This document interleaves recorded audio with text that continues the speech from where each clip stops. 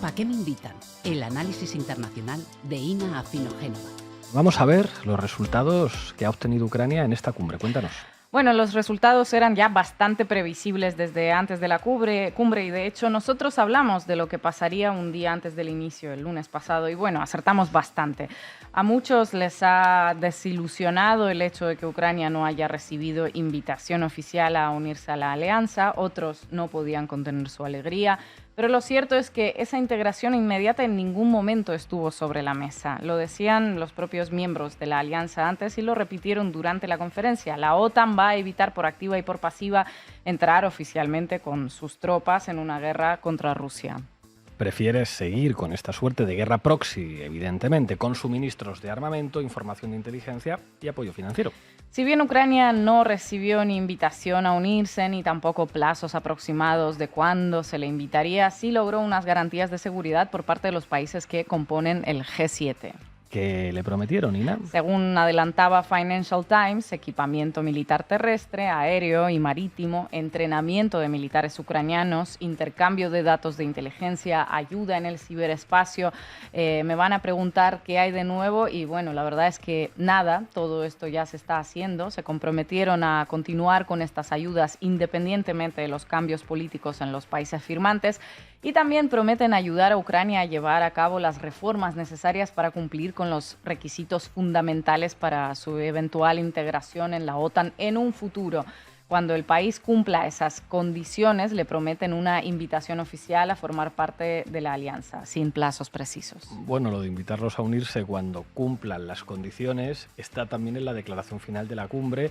¿Y qué queréis que os diga? Suena todo bastante ambiguo, vago. Suena vago, sí, porque por un lado se comprometen a acelerar el proceso de adhesión de Ucrania, suprimiendo el plan de acción de membresía, que es un protocolo necesario para todos los aspirantes a la OTAN, que consiste en 5 pasos a cumplir antes de la adhesión final.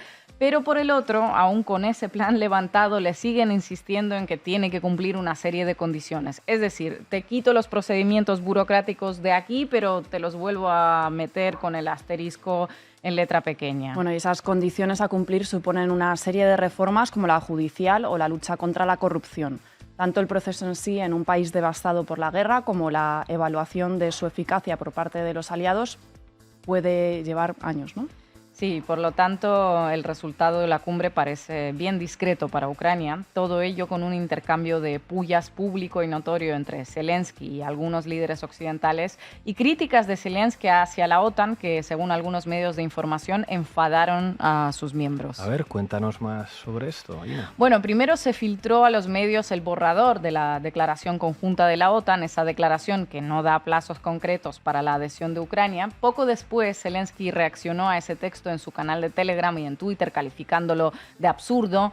No se establecen plazos ni para la membresía ni para la invitación. Y encima se le añaden unas formulaciones extrañas sobre condiciones incluso para ser invitados. Se ve que no están dispuestos ni a invitarnos ni a hacernos miembros de la alianza. La incertidumbre es una señal de debilidad. Ese texto claramente molestó a Ben Wallace, ministro de Defensa de Reino Unido, uno de los principales aliados de Ucrania.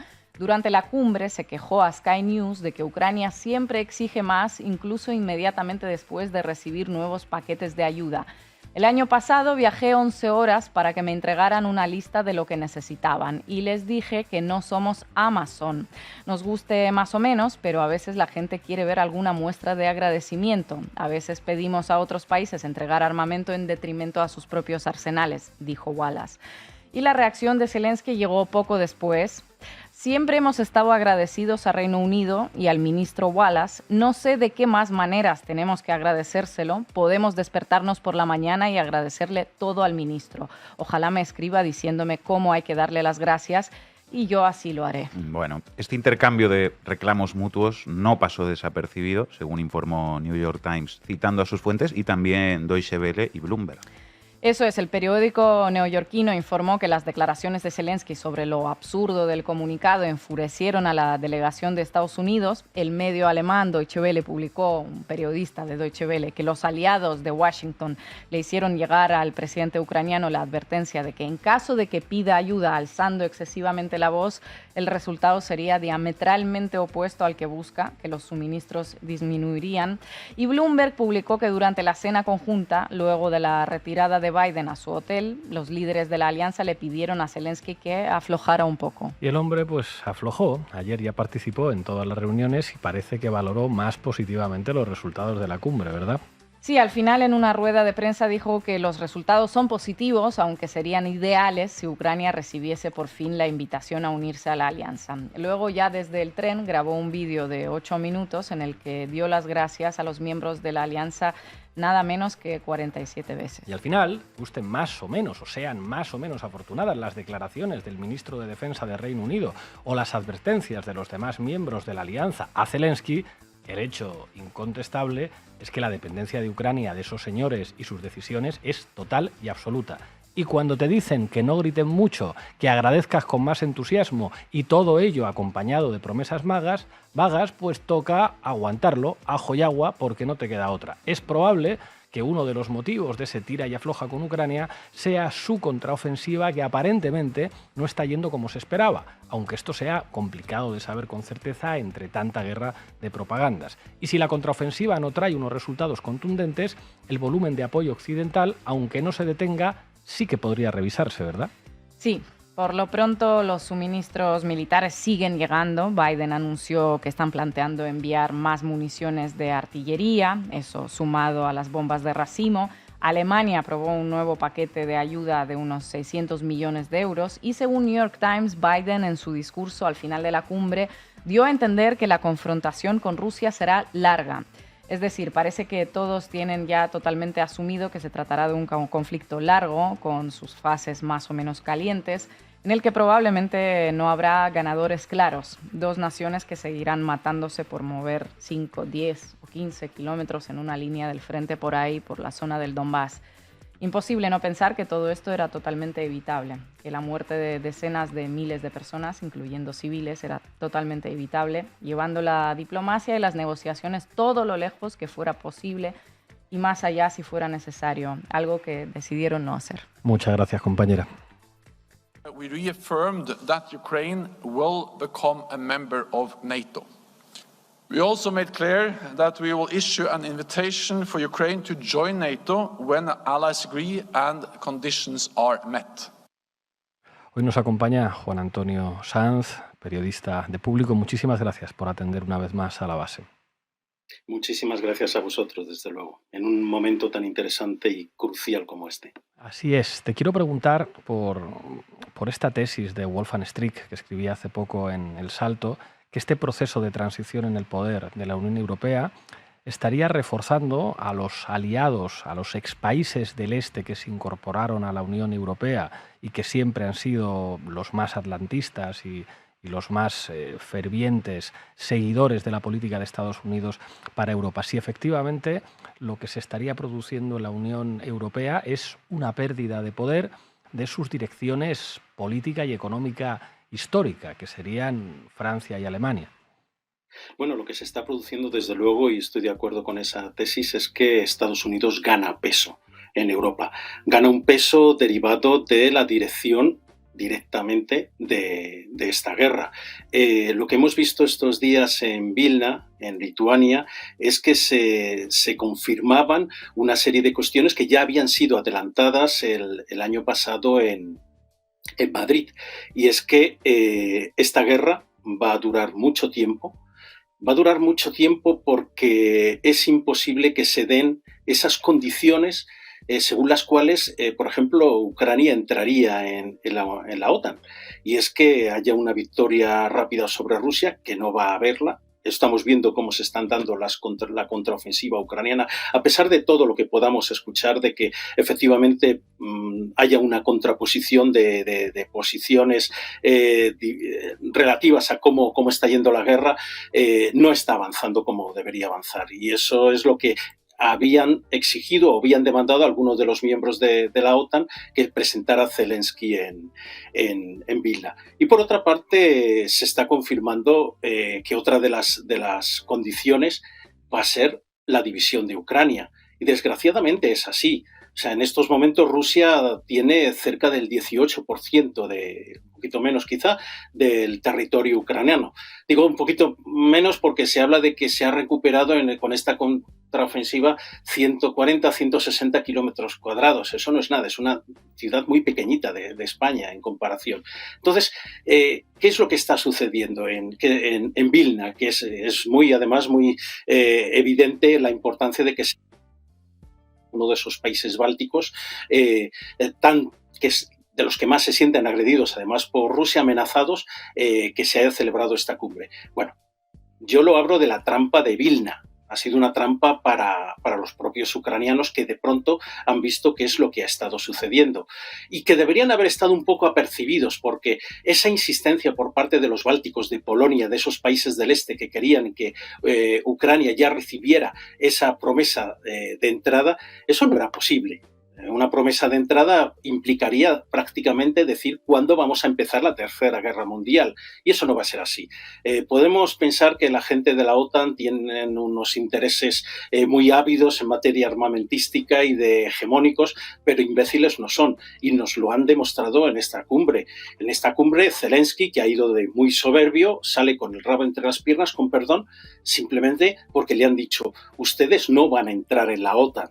No van a entrar ni a corto ni a medio plazo, ya veremos si a largo plazo, pues porque de llevarlo a cabo ustedes tienen primero que derrotar a Rusia. No pueden. No pueden con nuestra ayuda. Nosotros no podemos. La OTAN no puede derrotar en estos momentos a Rusia, salvo que se produzca un movimiento interno en Rusia, y eso ya sería otra cuestión. Y después, la secesión de Ucrania es algo casi seguro. ¿Qué sucede entonces? Que nosotros les podemos ofrecer otra solución. ¿Qué es lo que han dicho? Es lo que han dicho la OTAN y lo que ha dicho el G7. El G7 está compuesto por 6 países de la OTAN más Japón, que Japón es, digamos, el representante casi ya de la OTAN en Extremo Oriente. Entonces, lo que han dicho es que ustedes van a recibir mucho dinero en armamento y se van a convertir en una potencia militar regional que va a ayudar a defendernos a nosotros, a la OTAN, de Rusia. ¿Qué es lo que precisamente está ocurriendo? Rusia puede mantener una guerra larga y lo ha demostrado y lo está demostrando poco a poco, con unas pérdidas tremendas. Pero es que la OTAN está también preparándose para eso. Y de esta manera, con una Ucrania, con una fuerza militar muy, muy grande, pues podría servir de ese bumper, esa presa, de ese dique de contención, ese escudo ante la OTAN, ante Rusia, que necesita la OTAN.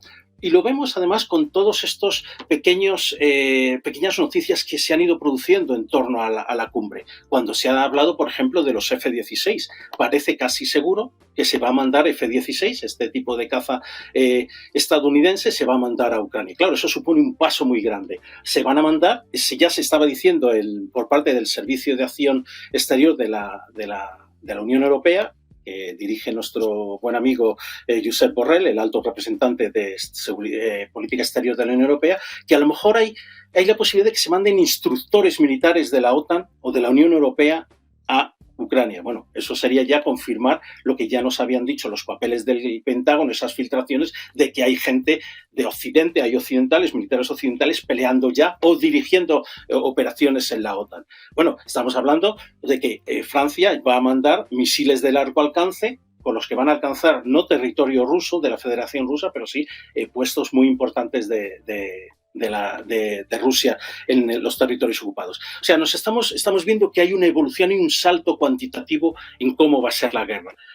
Va a ser una guerra, como ya denunciábamos mucho, que la OTAN y Estados Unidos sobre todo buscan para desgastar a Rusia.